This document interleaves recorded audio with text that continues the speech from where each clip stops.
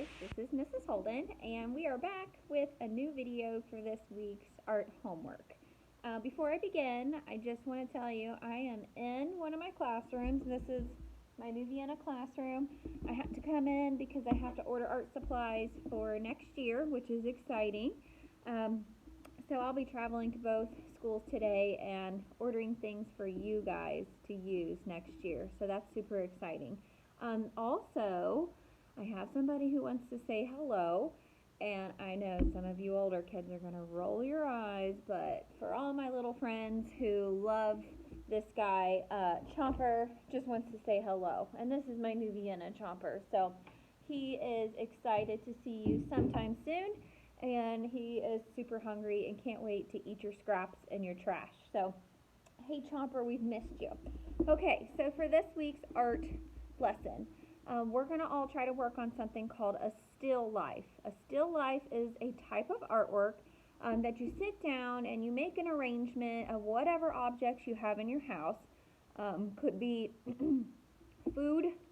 Food's very popular. People like to use fruit and put it in a bowl. You could use flowers. You could use any type of plant.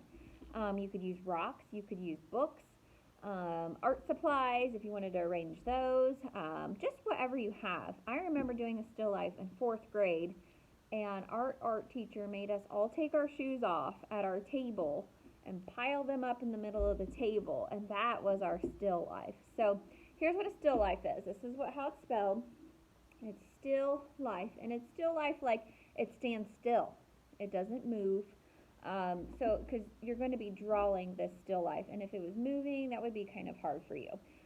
So for today's still life, for my example, I just took a bucket of pencils off of my desk, and the pencils are kind of spread out in their own little arrangement. I don't have to really do anything to this. It's just kind of ready to go, ready for me to draw. So you're going to get out a blank piece of paper, and again, if you don't have a plain white piece of paper, check that junk mail, check the back of the junk mail that comes in. A lot of times there's a blank piece there. You could use construction paper. You could even get super fancy and, again, engrave on foil, or, whatever you've got, use it. And so for this, you will need a drawing utensil. So whether it's a pencil, a marker, a crayon, a pen, whatever you have will work.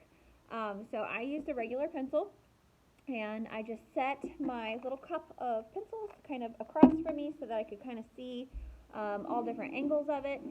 Something that's important when you start to draw your still life after you have it arranged is you want to kind of draw the things that are closest to you. So if this was facing me, I would probably draw the cup first. It's the closest thing to me.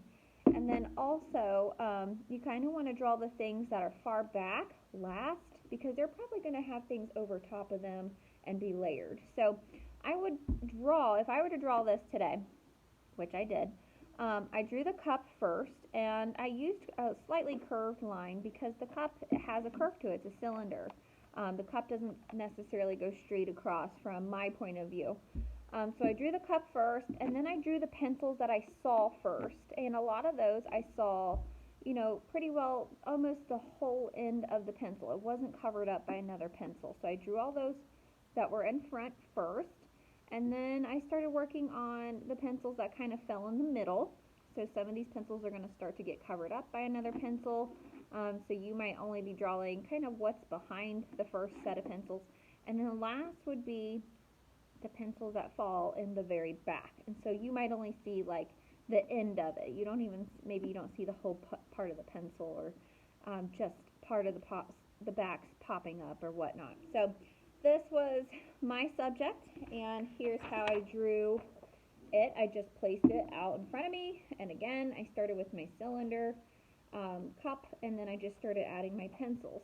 And you can be, super detailed with this. I try to add, the little metal pieces on the end of a pencil, and the eraser. If you see words, you can draw that. The thing about still lifes are they can be super simple, where you're just kind of roughly sketching out the shape of what you see, or they can get very, very detailed, where you're literally drawing every single thing that you see. Another one that I did was just this little setup, and it doesn't look like much. I'm in my classroom, so if I were at home, I might take out a bunch of forks and pile them up, and that would be kind of cool to draw. But I just grabbed some cylinders in my classroom. So I have a Folgers container, oatmeal, and then this Lysol, and I just kind of laid one on its side. This one's in front of this one. So I'm not getting super complex, but I am arranging it so that it's easy to draw. And then so for this one, I actually drew my Folgers can first. He was in front, and then my oats can in the back, and then my Lysol can on the side. So here's kind of a little sketch of that one, and I just kind of did it in like 5 minutes, so it's a little sloppy. But the thing about canisters with labels is those tend to be a little more tricky because that's a lot of stuff that you have to try to draw, and they're words, and they come in different fonts. So, if you're going to draw this, that's going to be awesome. It's going to be a challenge, and it's going to be worth it, but it's got a lot of different little fonts and little things and a lot going on, as compared to having a bowl of fruit. So if you arrange an apple and a banana and maybe some grapes in a bowl, that's going to be, that's got a lot of curves to it, but it doesn't have all this, stuff going on. So for your weekly homework for art, a still life is what we're doing. So arrange your objects that you have at home. Again, it could be anything. It could be your toys. Maybe you want to pile up some of your Hot Wheels, or maybe you go out in the yard and snip some branches off and put them in a vase and you want to draw that. You can get really creative with this, guys. So, like usual, if you could email me your still lifes, and they will take a little time if you're really giving it the effort that I hope you are, and you're working hard and you're focused. They'll take you a little time, but it's worth it. It's worth the time you put into this kind of artwork. So, again, it's a still life for this week's art project, and then go ahead and email them to me. You guys, your moms and dads and family have been awesome emailing this stuff in, so keep it up. It's Holly, HOLLIE, .Holden @eastclinton.org. So if you could go ahead and email me those, I can't wait to see your still life. So I hope to see you soon. It's exciting to be back into my room, but it's also sad because it's missing you guys. So take care and stay in touch, and I will talk to you later. Bye, guys.